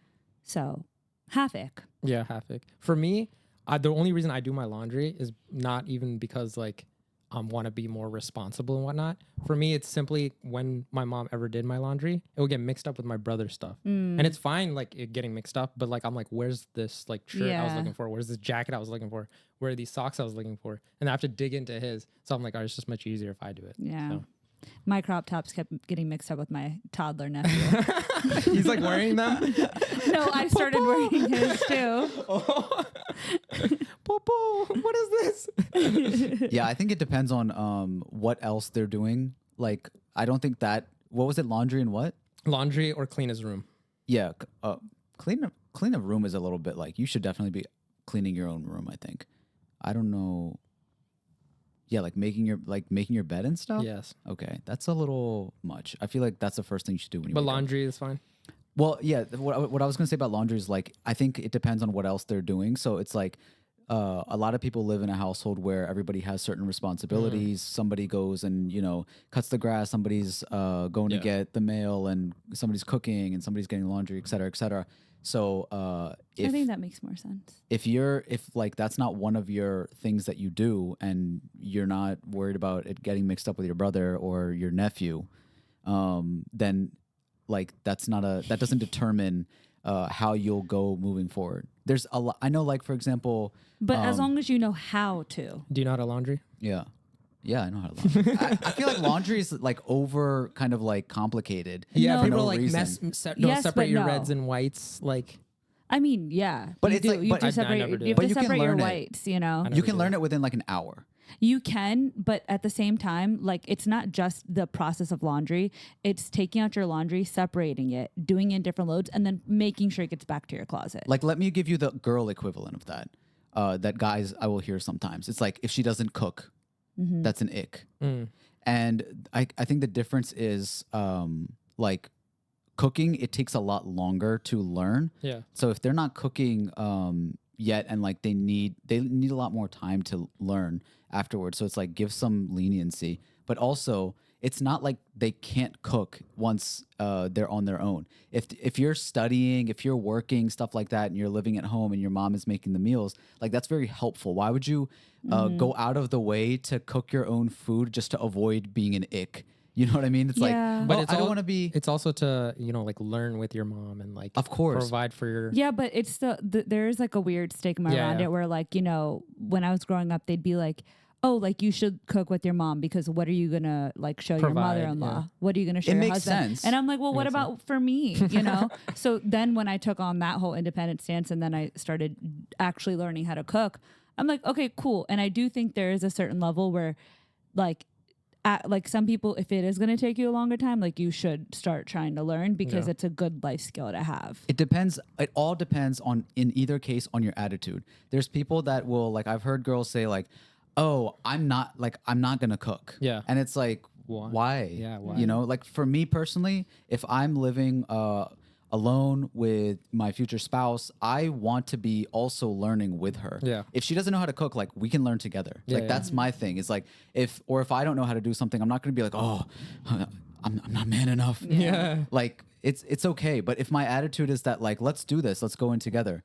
I know, for example, like my sister, when she was at home, she didn't cook much. Like my mom did all the cooking. Yeah. But as soon as Your she mom was left- also a goat cook, so She like, is a really good like I cook. feel like if you even tried cooking like next to her, you'd be like, Yeah. No. Oh well, if you try to cook next to her, she will like get upset. She's like, "You're doing it wrong," and she doesn't tell you like it takes this many cups, it takes this many spoons, whatever. She's like, "Don't ask me questions like that. I don't know." And then she'll come while you're attempting to do it yourself and sprinkle in quick little ingredients and run away and make you think that you cooked it by yourself. Yeah. But really, she was just trying to be nice and be like, "Oh, look, you did it." But she put in her own secret recipes. I mean, I understand that though. I understand why she does it. Like I've seen some of my friends like who maybe are not that good cooks, but are like married.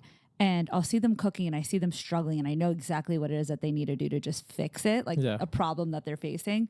So like I'll try to put them in a different direction and fix what they're messing oh my up. gosh.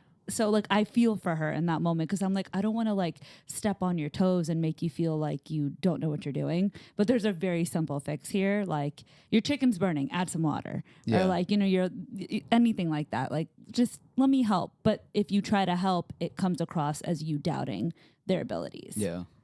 Was there any more? Or Yeah, there's a little bit more. The ones that claim they don't have anger issues. That part. You agree? That part.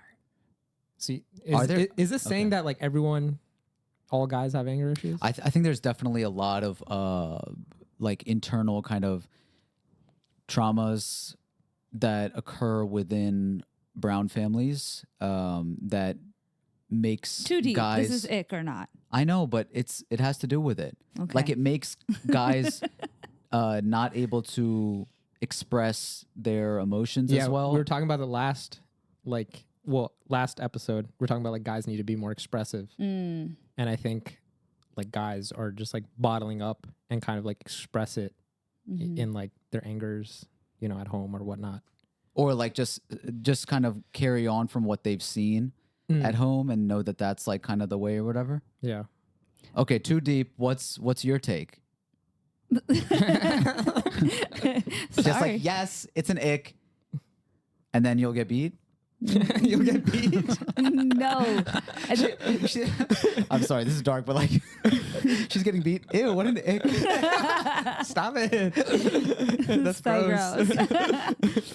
How do you do a like a clearance check of that? How do you, Honestly, it's their reactions because they could be saying that they're like not I never get angry. Or they say they don't have anger issues, but then they face a problem. And even though they're not outwardly angry, you can tell that there's a huge change in their energy, which comes across as a massive ick. In fact, I would rather you express yourself. Don't yell at me because don't raise your voice at me, buddy. But I'd rather you express yourself and be able to like communicate. I would take, I don't have anger issues with like that same energy as they're unable to communicate efficiently. Because if you can communicate makes sense. efficiently, fabulous. Yeah. But if you cannot and you're expressing it in different ways, that is now affecting the relationship. go take a bike. You're trying to Go establish take a walk. power rather than trying to resolve an issue. Yeah, like silence is not going to be punishment for me. Just leave. Yeah. Okay.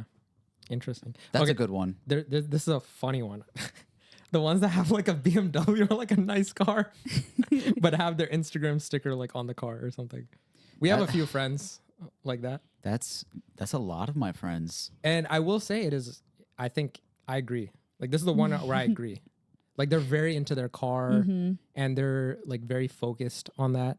Okay, I'll say this. I think that like for us, for example, like as artists, we have a lot of things that we enjoy doing, spending money on, and that it's just an interest, right? Like if we didn't have this, it's like, where do you put something, your money, your time into something that you can like work on? And for like our friends, for example, they work on their cars. Yeah. Like they buy parts, they tune them up, they race them, and it's like a project. Yeah. And I think as like people just need something to look forward to, something to work on, to feel accomplished about. Yeah. And maybe it's like it is that deep and at the same time surface level. Yeah. Like it's just kind of easy to say I'm into cars, but really it's just like I just want something to be proud of and you know, feel like I earned. I don't know. Yeah. What do you think about? I think it's only an ick if their parents paid for it. So you That's If it's good. something that they invested in and they're like, you know, like trying really hard at it, if they're just like wanting to be flashy and it's something that their parents just straight up bought right off and they're just like, oh, look at my fancy car. so you think no. a car guy's hot? I wouldn't say they're hot, but if they're passionate about something, it's hot. Wait, Yeah. do you judge them by the type of car that they drive? Yeah. No. Like if he pulls If up it's- in Come on, a- you do. If it's like really messed up and like really whatever, All right, but like 1998 Toyota Corolla. If he pulls up in that and is like, you know, I'm modest. I'm modest. I would be like, do you want me to help you look for like maybe like a nicer job? No, but if you saw him in like a Mercedes, you'd be like, ooh. I don't Right? really think that. No? No, because I've sat in some really nice cars and I'm like, I Okay. think objectively speaking, this is a nicer car, but I don't know. And like, I You don't could, feel any type of way. no, like, I can see that they're trying to like, they Impress think you. they think that I'm impressed and Yeah. I'm like, so you're just different, I think. I feel like a lot of girls like will be impressed by that. if it's a nicer car, like it's like comfortable and clean. I think the standard is like, it's just a nice, Yeah. clean, comfortable car. You know what I'm saying? Like, it doesn't have to be the nicest of the nice because I don't know any better. Yeah. You know, I don't know different types of cars, but if it looks generally nice, then cool. I'll tell you the ick about it. I think the ick about it is when they drive a really nice car, but then they drive really fast trying to impress the girl. That's it, yeah. And the girl is like genuinely scared because it's like one So thing to scared. be. Yeah. It's one thing to be with the So homies scared. and like you're lane shifting and like just cutting through traffic in crazy ways. And but the loud sounds, like they're like, oh yeah, girls are gonna love this because guys are like, oh yeah, this sounds Girls nice. do not. but I've seen like certain people Or driving. I don't. and like girls in the car are like, hey, like I'm fearing for my life, can you please slow down? And they're like, nah, like I could drive. If it's one thing I do, like you're not Vin Diesel, this is not Fast and Furious, calm down. You're gonna turn into Paul Walker if you don't Yeah. calm down. That was RIP. a fire Down. take. Yeah. Down. RIP. Ooh, there's some more, but we can save for next one if you guys want to go. Maybe we could take it to Patreon. Okay. Let's do like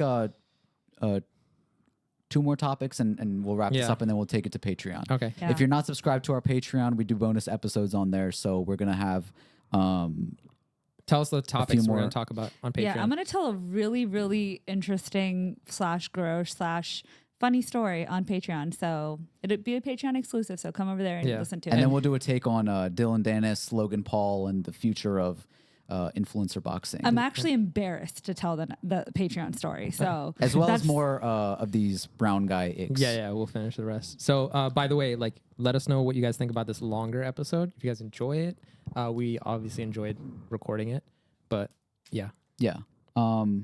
Let's do this. Amber has a story she wants to share, and then Shimmer, you can close it out from there. Okay, so really quickly, before I jump right into the story, we've had this as a dinner table topic before, but for the sake of the podcast, like, how do you guys feel about ghosting or like being ghosted or ghosting?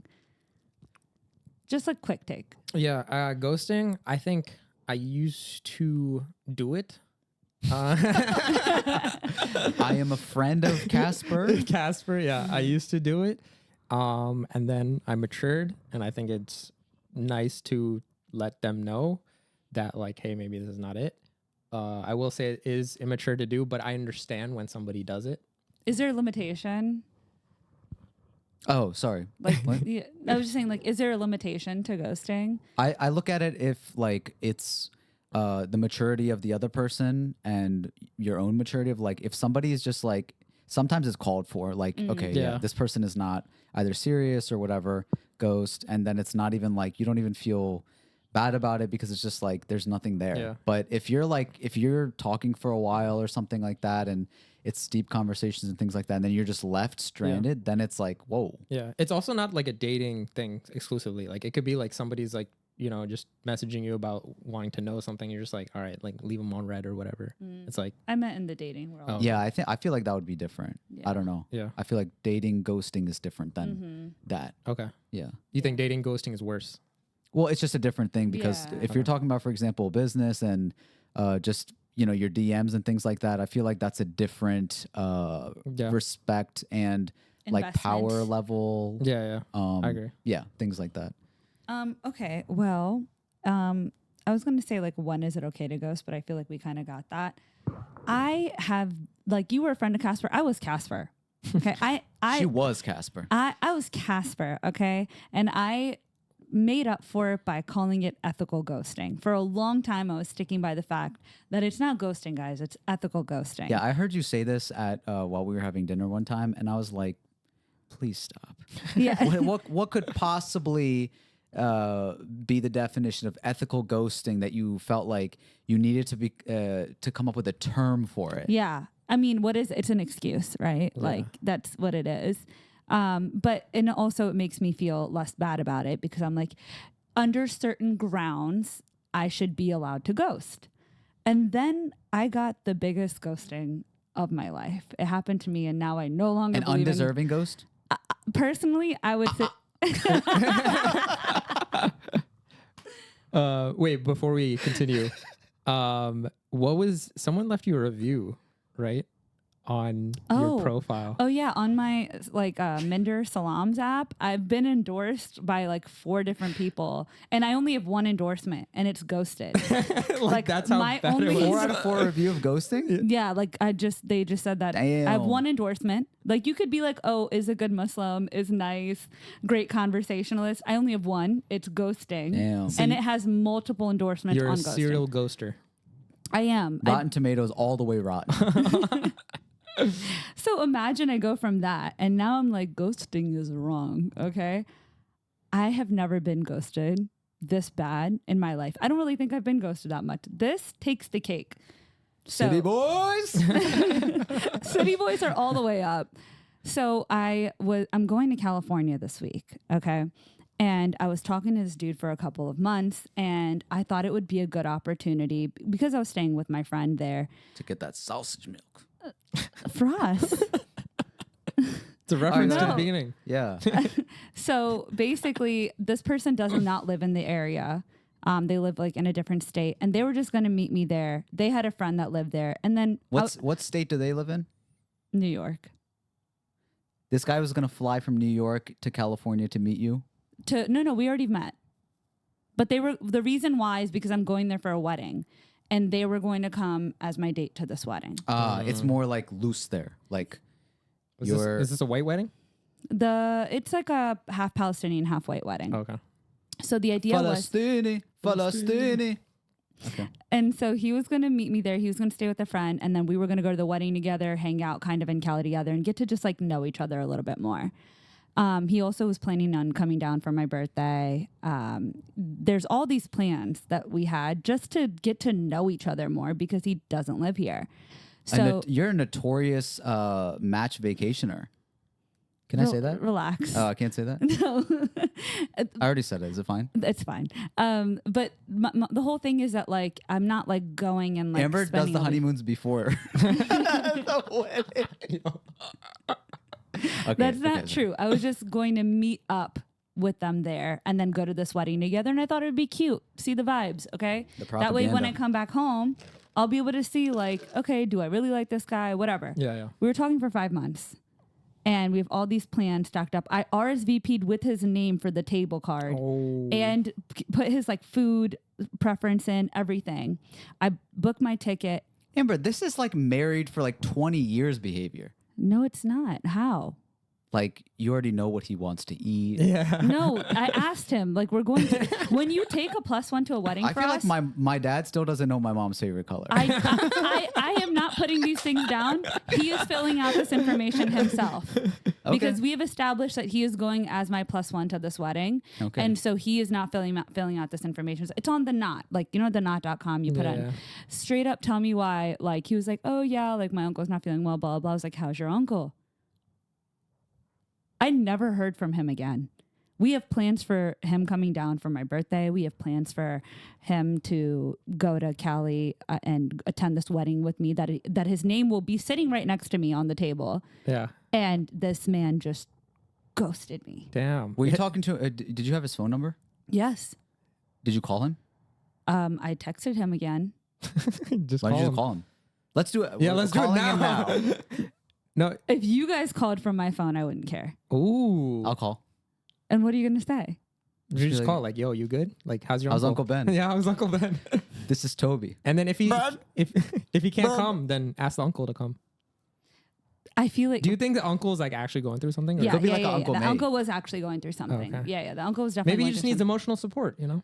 Well, I mean, I reached out to him, and so a month went by after he ghosted me, and I just randomly got rage out of nowhere. So I sent him a very strongly worded text message. What an ick. But like, also, this is my thing: is like, when is it okay to be a crazy girl? Like, I'm not like a crazy girl type, but then, That sounded super crazy, right? but in this instance, I was like, how dare you? Yeah. This is not something light where we're like, what's your favorite color? And then they don't respond. Bro, we have plans. How old is he? 29.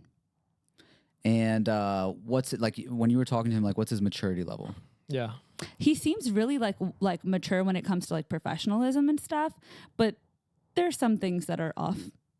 Okay, let's talk about the things that are off. Yeah. Okay. What are the things that are off? He used to be in a gang. Amber, and that's been the podcast. I mean, what do you want us to do? Yeah. Wait. So being in a gang requires a lot of commitment. Yeah. And he couldn't even commit to you. That's loyalty breached. Did you say like, oh, here's what happened? She like threw up the wrong sign. She said the wrong Yeah. thing. She's, oh my God. Maybe Was that's he what like it a was. blood and you were talking like Crip, yo, what's like- up, cuz? Yeah, what's up? And he was like, Were you wearing blue like on, someday? on gang, I can't go Yeah, to on LA no more. She was the blue milk. He was the red one. he's like, what kind of milk you drink? You whole milk.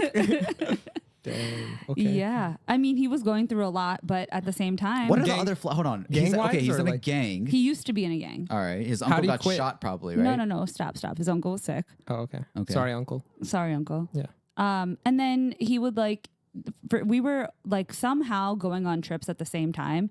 So, you know, like right before you go on a trip, you're like really overwhelmed. And then right when you come back, you're like really overwhelmed, especially when you're like working and stuff. Sure. So he was being overwhelmed by these like situations. And I communicated once in the past where I was like, it's okay that you're overwhelmed, but you have to communicate that you're overwhelmed because I can't assume. I'm not a mind reader. You have to speak up. Yeah. So we established pretty good like understanding on the grounds of like, hey, it's okay that you start to communicate less, but just communicate that you're about to start communicating less. Like you just need to talk about it. So this time around, he was about to get ready to go on a trip, and then he just ghosts. Or he came back from a trip and he ghosted. Is he alive? He is, yeah. Can we call him? Yeah. I would have to talk to What him. if there's like a gang operator? Like, would you like to reach his line? Press 3. The gang HR. HR, yeah. What if he actually picks up? Then this will be great. Yeah, this will be perfect. What am I supposed to do? Be like, never mind, we'll talk No, later? be like, why did you ghost? Yeah. Be like, what happened? Are you still coming Like, to the hey, wedding? Don't are we you have to coming get to his the wedding? permission that we're recording him for our podcast? Well, we have no mention of his name. There's no like identity Yeah. attached to his name. Okay. Amber, you're worried about the legal issues, Yeah. and if he takes you to court, he's in a gang. Like, just be like, He's not in a gang. He Yo, used what if to- his gang pulls up on us? Like, yo, you put me on a podcast, bro. yeah. Like, what would we do? I mean, if I went out like that, I'd be pretty That'd be satisfied. badass. Yeah. Like, Yeah. Our ratings would go through the roof. Like, I'd be on a Gildan. It took me a while. It took me a while. They would paint me next to Pop Smoke and Kobe Bryant. But like you'd be at the bottom. One of those paintings. Oh yeah. I would be doing, Harambe. Like, I would be for doing us. the painting in the painting. Harambe for us, like Kobe Bryant. I'm the only one that would have made the T-shirt. So let me make the T-shirt now. I would. Yeah, that's that smart. I should And have then called. release it. Promote it, market it, Mm. and then like when it happens, we called it. All sales go to Amber's next pre-honeymoon. Yeah. Whatever. Call. Call him. Yeah. Okay. Let's do it. And now Exclusive I'm really podcast. about to look crazy because I texted him like 4 days ago and he never opened the text. How about you? You want to answer? Just be like, hey, like, come to the wedding. Because would it be weird? Like, It's been, Well, no, it's no, been a she's- month she's since we gonna- talked. oh, you're She's calling. gonna Okay. talk. Yeah. It's I been thought a he was month. calling for some reason. Okay, go. We're here to solve issues. Okay, so what is am I? Dr. What's Phil. what's the situation? What do Just you- what call would you him and say? ask him why he ghosted me. What would you? Yeah. Amber, call right now and then we'll figure it out. Yeah, we'll figure it out. Okay. Just like mute him and be like, yo. We'll like whisper to you because you can hear us in Yeah, your yeah. ears. So we'll talk like this. Okay. Okay. No, you have to put the headphones I know, on. I'm trying. I was trying to slide one off. Okay. We're placing the call Alrighty. to Amber's ghoster. Mr. Jin. We'll call him Mr. Jin. Call him Mr. Jin. What if he picks up? Gang boy. I hope he does. This is so Okay, so he's alive. Okay, he's not gonna pick up. Why? He's literally not gonna pick up. Amber, let it. He's alive. If he picks up, I might hang up. Your heart is beating so fast right now. I can hear. It's so uncomfortable. This is so uncomfortable. Please don't pick up back. Please pick up. Please pick up. I really Pick up. Mr. Jin. Mr. Jin. Come on. Yeah, he's not picking up. He's probably in a gang fight right now. Okay. Gang war. All right, he didn't pick up for all of us. Why didn't you leave a voicemail? I don't do that. Dang, bro. That would have been good. I Yeah, know. your gang boyfriend is ghosting. That's sad. Yeah, I didn't like it from the beginning. Yeah. I don't know. I think it was like me thinking that I don't give anybody a chance. And then I was like, maybe I should give somebody a chance. But You the got- person I gave a chance used to be in a gang. Did you run up his ID? Like Yeah. check on his background? Background check, like Yeah, I mean, I did Google search him. Yeah, but like, there's like you know, mug shots. Like, check the court system. was it attractive that he was in a gang? Like, is there some no, bit of, that was like- something that I was like Yeah. very, very like strongly against. And I found out. There's got to be some. No, Look I at, look at found- the state of women. The beard does not connect. What But- an ick, but but he's in a gang. gang. Oh, hell yeah. I'm He's going not on in a vacation gang. with He him. used to be in a gang. This But- is the state. And I mean, This is what to I'm be fair, competing I against. didn't know that he was in a gang when I got set up with him. And I thought that because somebody was setting me up with him, that it was a more reliable match. But weeks into us speaking and having really good conversation and like being like, okay, this is kind of nice. Then I found out he's in a gang. I feel like this gang is like lame. Amber's the only person that I know that looks at Blueface's relationship and says, I want that. I want that. That's what I want. It's really sad if you look at my Twitter history. It's like Joe Biden and then Krishan Rock. And then it's like Israel's page. And then it's like Blueface. You're all the way corrupt. Yeah. Yeah, corrupt. You are an ick. Oh. Oh, tell me more. Is that the end of that? That's the end I think of we've that. heard enough Yeah. of I that. think that's enough. That was interesting though. Sad. So I'm no longer a ghoster. Yeah. And I did communicate efficiently after that. Nice. Okay. Anyways, we are going to be ending this podcast, but I won't be here next week because I'm going to TwitchCon in 2 days. It's gonna be exciting. It's in How Las long Vegas. is the TwitchCon? It's like 3-4 days. But basically, for me, right, I went last year. It was interesting. You go Okay. in there, right, and it's just like everyone's like a streamer. Like it's not like fans and streamers. It's Wait, like, so is everybody walking around like streaming, like live streaming, like as it's going a on? few people, but like there's a bunch, but it's just so much. Like There's no fans. It's not like a VidCon. there's some fans, but like most of it is like people are in the industry like doing this. So for me, as soon as I entered, I'm like, this is overwhelming. Like, Are people in costumes and stuff? Like usually these conventions, like people everyone's just dressed normally or like however they dress. But I walk in there and I'm like, what the heck? And so even though I like stream and stuff, I just didn't know like 95% of the streamers. But all my friends did that are like in the space. What do you mean? Like the ones that are kind of like, are they at panels? Do they have like, are they doing streaming sessions? Yeah, so they're doing all this, right? Okay. And so then like my friends that I'll be with, they're like, dude, I just walked by like this person. They like some famous streamer. They're like, they just walked by us. Rodeo Sage 7. Yeah, like stuff like that. And I'm like, I don't know why I who? I'm like, who? And they're like, you don't know? And I'm like, no, like I honestly don't know, because like I feel like I'm just new in this space. But last year, like big famous streamers would like just walk by casually. They'll probably have like a few, iShowSpeed. Like, was he there? He wasn't there, but Kai Cenat. Okay. I was literally like 2 feet away from him. Whoa. And Aiden Ross was there. I didn't see him though. Wow. Hudson Piker, like all these people just walking around, and like Ludwig, all these other like people are just like walking around, like and so it's like kind of like mind blowing. Like you see these people on the internet, and then you're just like right there, just like walking around, and you can like have a conversation with them and like talk to them. Obviously, they'll probably get like storm piled eventually if they stick around in one place.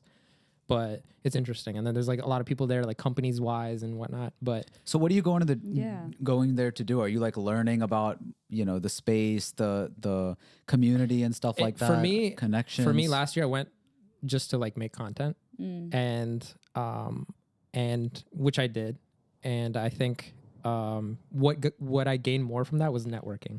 I made very valuable connections, and like people in like different companies and stuff like that. Like they might be like the marketer for this company, or because of that I got to go into like FaZe Clan's like headquarters and like all these other headquarters when I went to LA. So it's like we don't see that often here, but it's just interesting to like go there and just like meet people.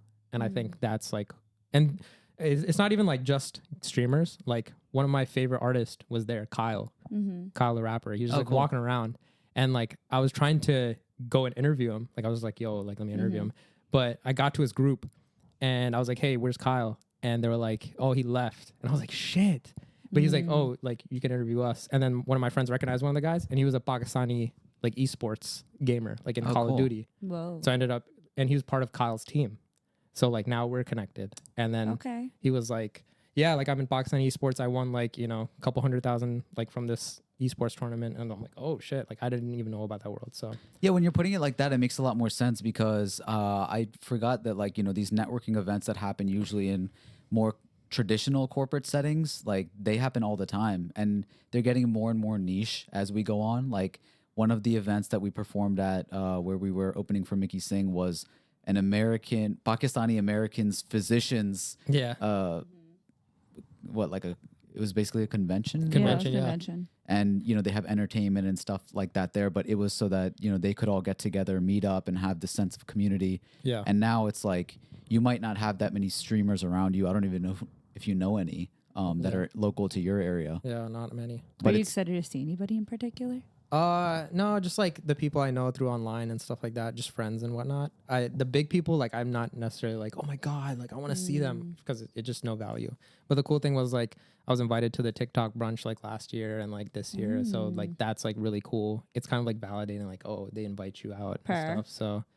So stuff like that's really cool. And then going to parties and fun fact, one of the guys you hung out with, Hassan, aka Huck. The Huck, yeah. The Huck, who we've had on the podcast. Do you remember him, Ember? He was the gamer. He doesn't have because it was like later. We did it over Zoom. But he was a gamer. Zoomers too. We interviewed him on the TV, like we were looking over there, and he was talking about video games. He's a streamer too. But turns out he's my cousin. What? How did you find that out? So my mom was on Facebook one day, I think. Or no, his mom was on Facebook one day, and I guess like she was scrolling through pictures. And my mom had posted something, and it was a picture of like our family. And then Hassan, who we've had on the podcast, he's also a very big streamer, right? Like he's been doing it for a while. Yeah. He's a big TikTok, and then he also streams. Yeah. And he was sponsored by G Fuel and everything like that when we were talking to him. I remember now. So he's like, he's established and stuff like that. And so he was, his mom was on Facebook. He was walking by, and he was like, "Hey, how do you know for us?" And then she was like, "What do you mean? Who's that?" Like, I know his mom. And long story short, like my dad is like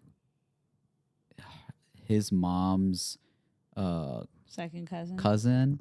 No, they're cousins, but they're also related in another way. And my dad's actually like done all the architecture and design for like their house and Oh, snap. like their family's houses and stuff. So it was just interesting that like we connected in that way. And my parents were then telling me all about his family and how well like they're all connected, but we didn't even know this whole time. Yeah, And it's crazy. And they did like a whole podcast together. That's wild. And he's like, yo, I've seen your videos like way back in the day.